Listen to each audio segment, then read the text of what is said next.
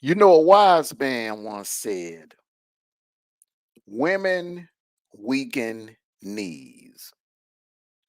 Women weaken knees. That's going to be the topic of discussion for today. You know, a lot of people are wondering what is wrong with Carson Beck? What is really wrong with Carson Beck? Hmm. Had a great season last year. I mean, was hella accurate. Some people may say it's because he doesn't have Brock Bowers. He doesn't have Lad McConkey. But can't help but to remember, he played a couple of games last year. I think maybe like 4 games without Brock Bowers. When Brock Bowers had the the ankle surgery, he was without Bowers for 4 weeks. He was without McConkey. McConkey was hurt a lot during the season last year. So he really did not have them at full strength the entire season, and he put up great numbers. So, what is different from last year versus this year? What is it? What is it? What could it be, ladies and gentlemen? What could it be? Well, today is Monday, and as you can see right here, I brought out the doghouse. Now, great comeback. I commend you for a great comeback, Carson Beck. But today is Monday, and today you got to get this work. Today, you go into the doghouse. So, everyone, thank you for coming out. I'm Armando Black, and this is the Dog Call.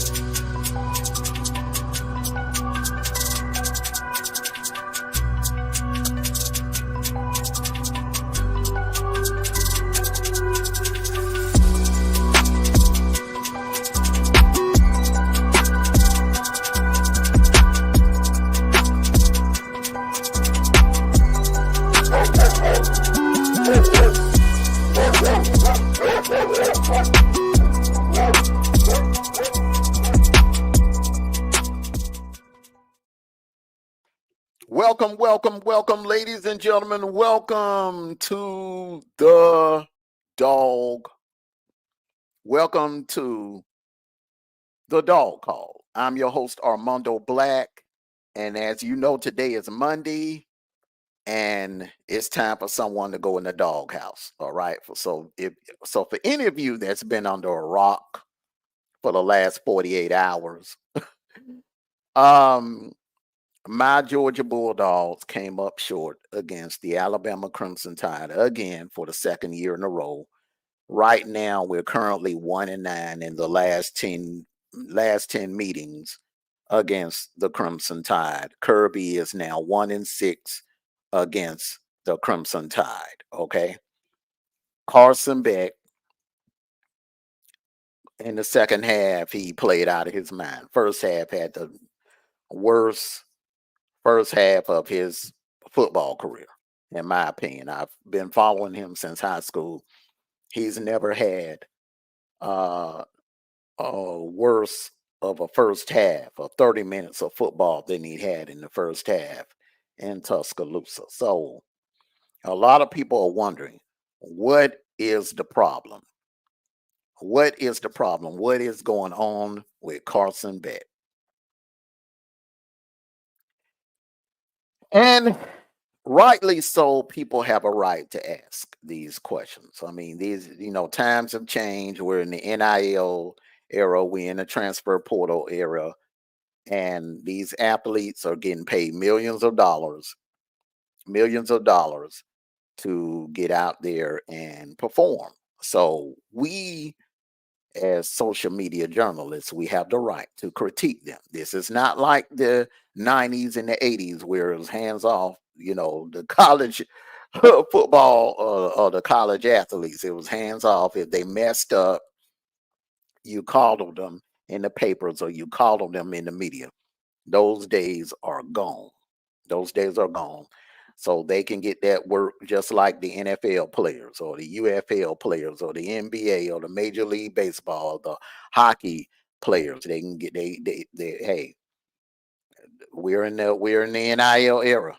These guys got money, they're driving Lamborghinis, they're driving Bentleys, Maseratis, and it's fair game. I feel like it's fair game. So respectfully, we have to wonder what is the problem, because I don't believe it's Mike Bobo, and here's why. So all of you that are saying it's Mike Bobo, Mike Bobo is the problem, Mike Bobo. Let me tell you something. If you really know your football and you really was paying attention to that game Saturday night, Mike Bobo called a hell of a game.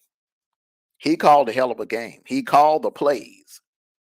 And like I said on the pregame show that morning, offensive coordinator can call the plays. It's up to the players to execute the plays. And the problem Saturday night, it was poor execution in the first half, especially by our quarterback, Carson Beck. Okay, our starting quarterback.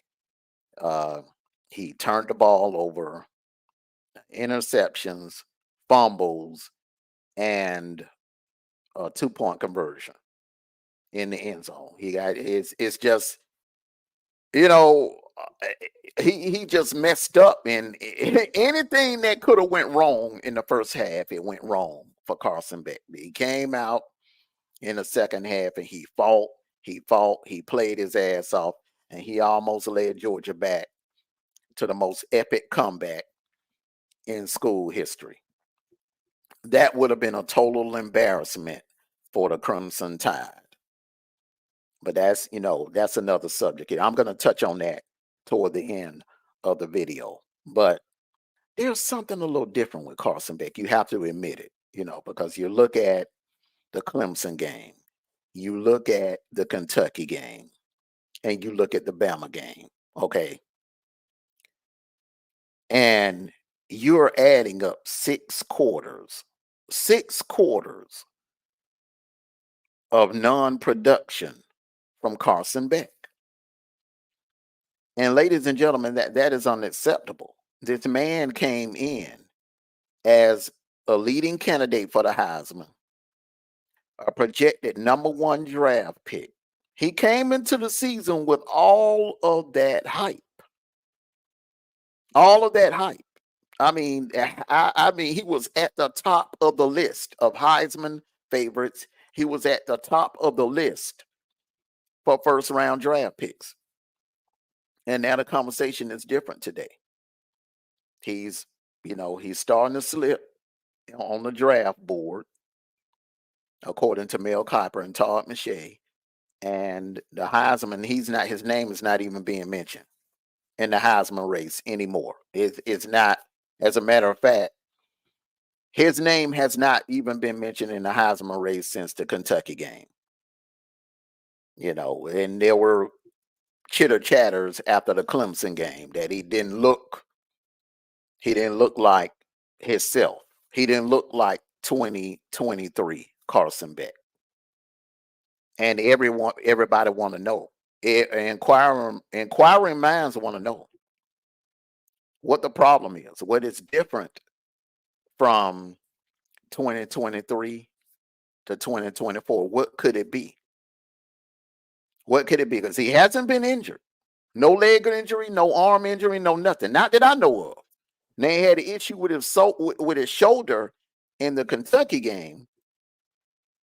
But if that is the case, if that is the case, um, maybe that could be the reason, because there has been history of players being hurt on the UGA squad in the past, and Kirby has not been transparent with the media about that. So that could be it. I highly doubt it. You know, you don't have an issue with your shoulder and you slinging the ball the way he was doing in the second half. Okay. Then some people say, well, he just doesn't have a deep ball. I thought he didn't have a deep ball until last Saturday. Now, if anything we learned last Saturday is that Carson Beck can be an elite quarterback. If he is focused, if his back is against the wall, if he is pissed off enough, he will come out and carve any defense up in the nation, any secondary up in the nation. What he did in the second half alone, he did that to Bama. He did that to Bama secondary in Tuscaloosa, in Bryant Denny on a Saturday night.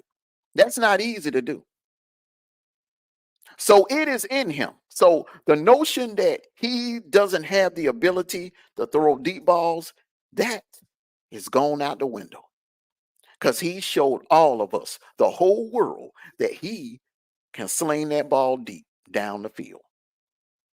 Now the question is, what the hell? Where the hell has all this been? His play in the second half against Bama's defense and that defensive front, it's like he went from bad Carson Beck and came out there in the second half and turned into Aaron Rodgers. That's exactly what it looked like. He turned into Aaron Rodgers in that second half. So it is in him to be elite. It is in him. The kid is good as advertised. He is good as advertised in real life.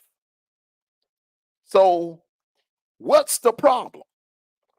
What the hell was the problem in the first half of the Clemson game? What was the problem against Kentucky? And what was the problem in the first half against Bama? What's the problem?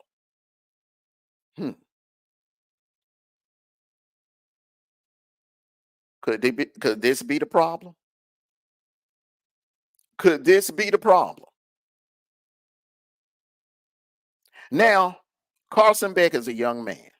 He's young. He's young and in love. There's nothing wrong with having your little girlfriend and being the man on campus. There's nothing wrong with it. We've all been there. I've been there in high school. I was, the man on campus. There's nothing wrong with it. But don't let it distract your play on the field. Don't let it interfere with business. You got to be able to balance things in life. Because this is college. This is college. What do you think is going to happen when you got general managers paying you 50 to 100 million NFL contract?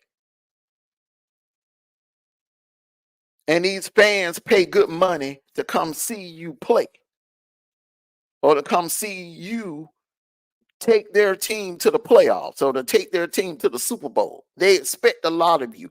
To whom much is given, much is expected. Nothing wrong with him, being in love and having him a nice little pretty girlfriend and a Lamborghini, and there's good NIL money. You can see the young man is enjoying life. Who could blame him?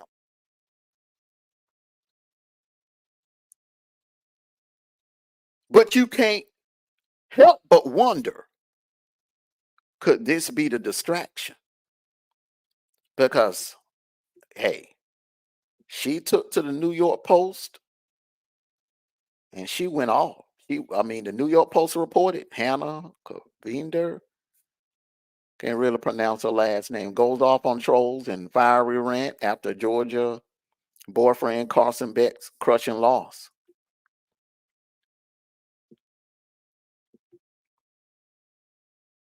Now I don't. One thing about me, I'm not the type to tell a man how to run his business, how to run his personal business, how to, you know, at home or whatever. But you don't want your wife or your girlfriend coming out defending you, having to defend you, or having to speak on your behalf. That's your job. You are the man of the relationship. You're supposed to be the protector. So it never should. It just becomes a distraction. This can become a distraction where your girl is coming out, speaking out, and go. Number one, trolls are haters. The trolls are haters. You let the haters are gonna hate. You could be doing good and they're gonna hate. They're gonna hate when you're doing bad. They're gonna hate when you're doing good. You ignore them. You ignore the trolls because they're haters. And you have haters because you are the quarterback of an elite program. You are the quarterback of a national champion contending college football team. So that's going to create haters. That's going to draw haters. That is going to draw haters. So there's nothing that you could, nothing, absolutely nothing that you could do about it. But Carson, you need to get focused. You need to get, for no one can tell me that this situation with Carson and Hannah is not a distraction. It is a distraction. Like I said, once again, there's nothing wrong with him having a little girlfriend and having him a little fun. And, we don't know. This may be, he may feel that this is his soulmate. This may be his future wife. A lot of people have met their future wives in college and gone on to marry them and have families with them and settle down and live happily ever after. I think that's how Kirby met his wife. He met her. They both met at the University of Georgia, fell in love, and got married, and the rest is history. Been together ever since.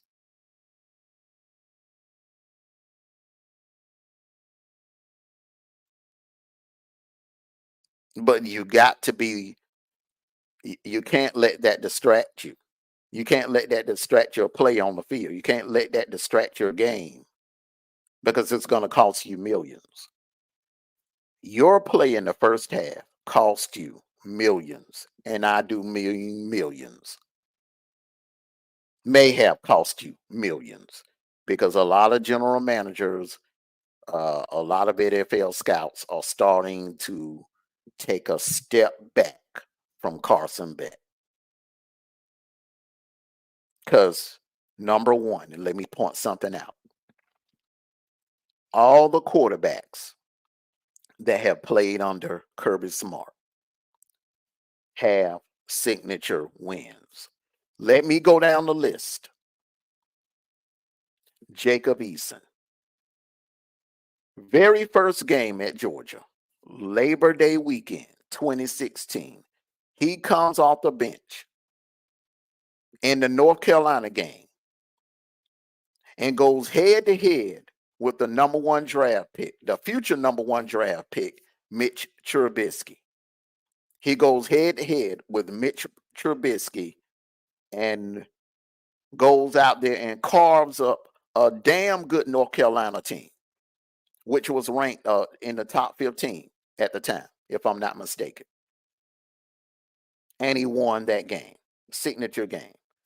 2016, Auburn comes to Sanford Stadium. Auburn is ranked in the top 10.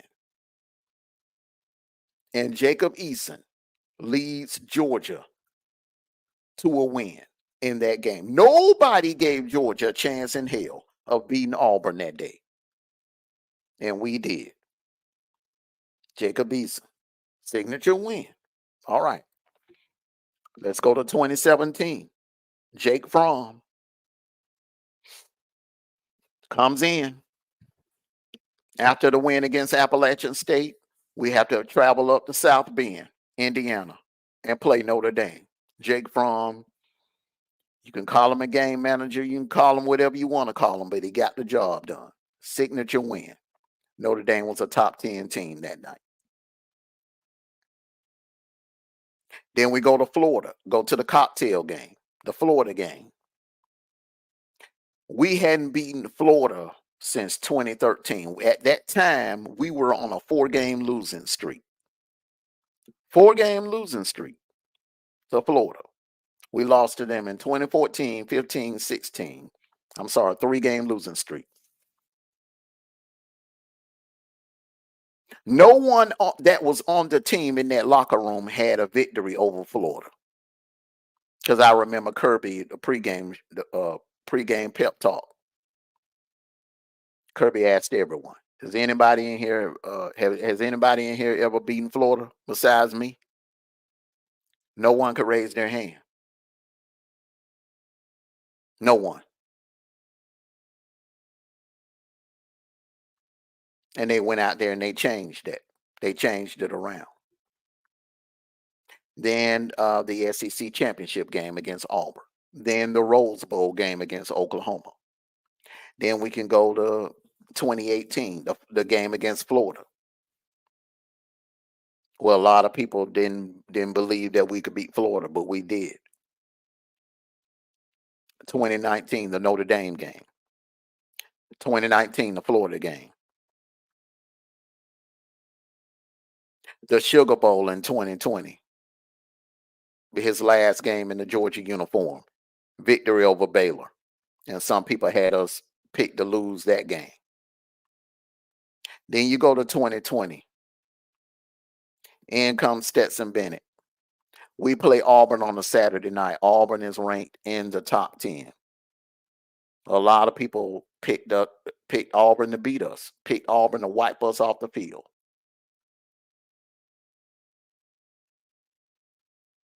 And Stetson delivered. Had a great night. Won the game. Signature win number 1 for Stetson. In comes JT Daniels. Peach Bowl against an undefeated Cincinnati team led by Luke Finkel. Had a top 10 defense. We were down by like 10 points. JT Daniels led us in the comeback in that bowl game.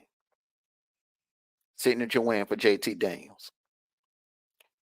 Let's go to 2021. The opening night against Clemson in Bank of America Stadium. JT Daniels was a starting quarterback. Led us to victory against Clemson. Clemson was ranked like in the top 3. I think we were ranked number 6. Clemson was ranked number 3. And DJU was the starting quarterback. Everybody had him as the Heisman favorite coming into that year. Remember? He was doing Dr. Pepper commercials.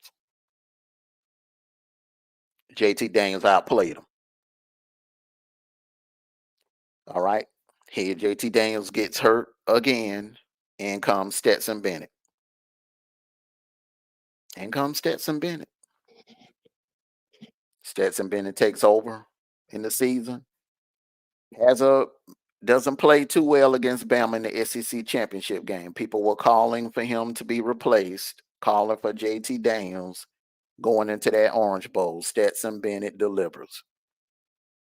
Not only does he deliver, he wins the MVP, the game MVP, offensive MVP of the Orange Bowl.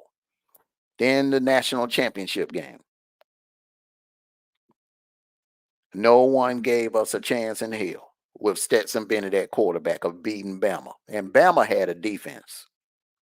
That defense that Bama had in Indy compared to the defense that I saw in Tuscaloosa Saturday night is like night and day. Because unlike what we saw Saturday night, that defense in Indy had pass rushers on the D-line. They had linebackers that could hit you. They had NFL linebackers, NFL D linemen, and they had an outstanding secondary.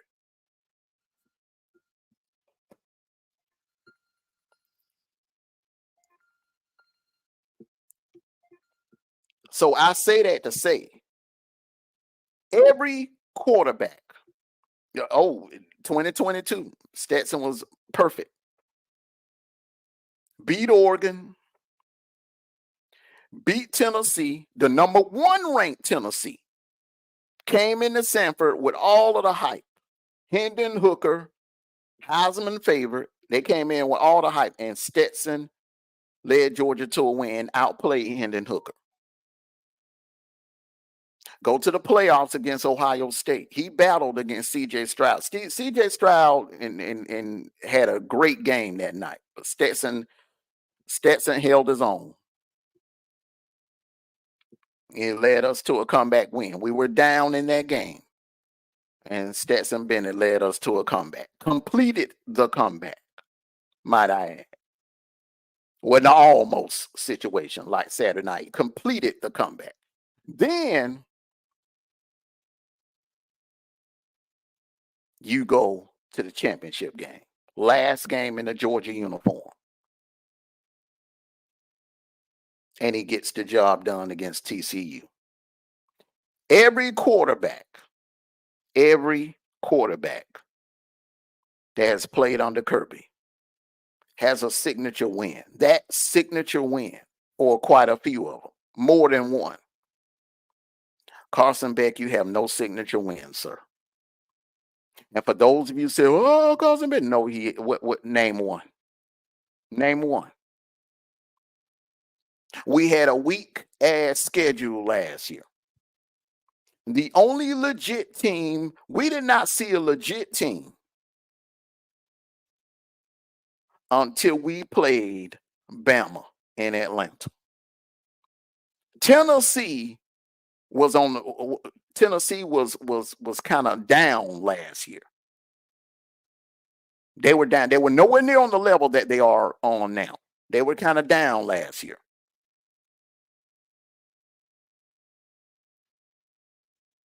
This year's Tennessee is on a whole different level. This year's Tennessee was nothing like that Tennessee team last year.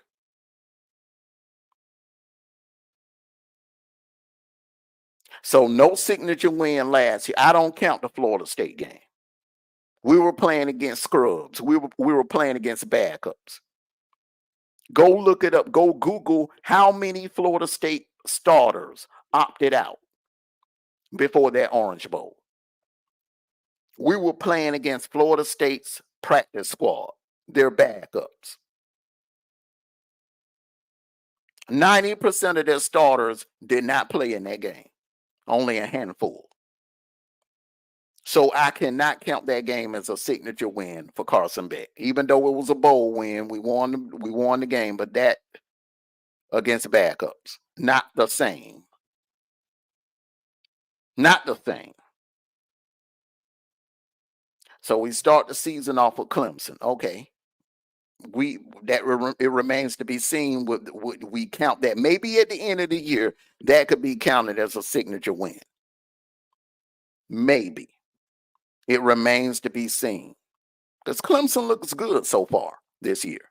Since that loss to us, they look damn good. But Carson had a chance Saturday night. He had a chance Saturday night to pick up that one signature win that he does not have yet. And he dropped the ball, literally. He dropped the ball. Now, some people may say, well, he brought us back. We took the lead. He didn't give up the touchdown. Exactly. But he had enough time. He had enough time. How many times have we seen Stetson go back to the Missouri game? Same scenario, 2 minutes left, and brought us back against Missouri. Same scenario against Ohio State. I think it was less than 2 minutes, and brought us back against Ohio State. Like Kirby once said, either you're elite or you're not. If you're an elite quarterback and you are as good as advertised, you can lead your team down the field. That's ample enough time to get the job done and lead your team down the field for a touchdown. Ample enough time.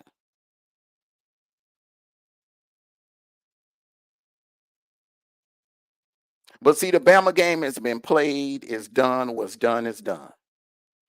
The good news is everything is still in front of us. Everything. Look at the top 5. Bama, Texas, Ohio State, Tennessee, and then there's us. We're ranked number 5. So you take away Ohio State. Every other team that's in front of us, if we handle our business, we'll get a shot in every last one of those teams in front of us.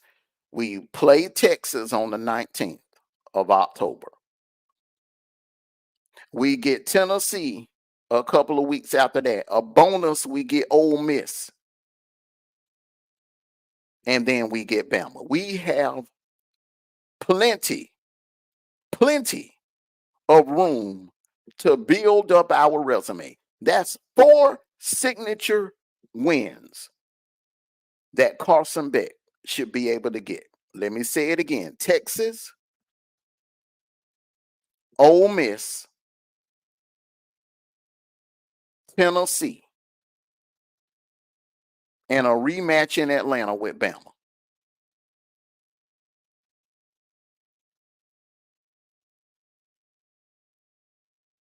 That's it. That's it. Like our great head coach says, are you elite or are you not? Are you as good as advertised or are you not? Are you a championship winning quarterback? Are you going to be that quarterback that can rise up in big games and win big games? Are you that type of quarterback that got that dog in you that will come back from an embarrassing loss to Bama like Stetson did? Stetson only had a month to handle his business and get back in position to play Bama again after the SEC championship game in 2021. And a lot of people say you are more of a prototypical quarterback than Stetson was. A lot of people saying that you are a better quarterback than Stetson.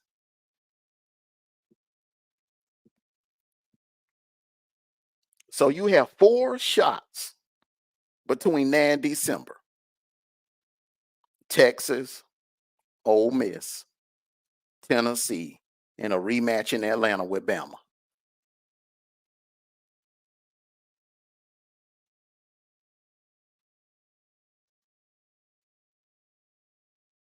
And what happened Saturday night,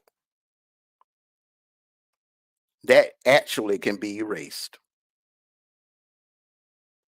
Georgia fans wouldn't give a damn about what happened in Tuscaloosa Saturday night. You handle your business in those 4 games I just named. Texas, Ole Miss, Tennessee, Bama. Everything is in front of us. Everything is in front of us. That's the good news. The only bad news in this situation is we lost to a team that we hate losing to.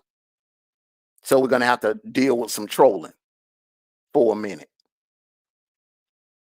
But the only way to handle trolls, you see, sir, this ain't the way to handle trolls. Mouthing off at them, going off on them online. This ain't the way to handle trolls. No, this is not the way to handle trolls. If you want to shut them trolls up, Carson Beck, see, Hannah can't do it for you.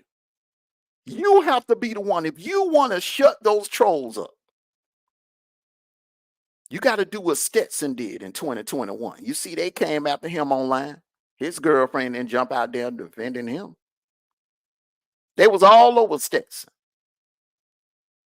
after that SEC championship game in 2021. They were all over him.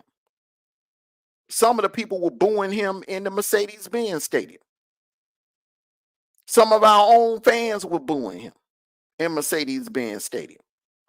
Some of our own fans were trolling that young man. Some fans were taking it too far, like threatening him and stuff. It's just really got out of hand. It was nasty. It was ugly. Because during that time, it was the fan base was divided. Half the fan base wanted JT Daniels and the other half wanted Stetson. And the ones that wanted JT Daniels, that wanted Kirby to start JT Daniels, they could not stand Stetson. And now all you hear is Stetson, greatest dog in history. They're talking about building a statue for him now, because he's a UGA hero, football hero. Brought 2 national titles back to back, 2 consecutive national titles to the University of Georgia. That's how you shut the trolls up, sir. That's how you shut them up. See, this ain't how you shut them up. Only thing you're going to do is fuel the fire. You're pouring gasoline on the fire. They're going to come at you harder. You want to shut them up, Carson? This is how you shut them up.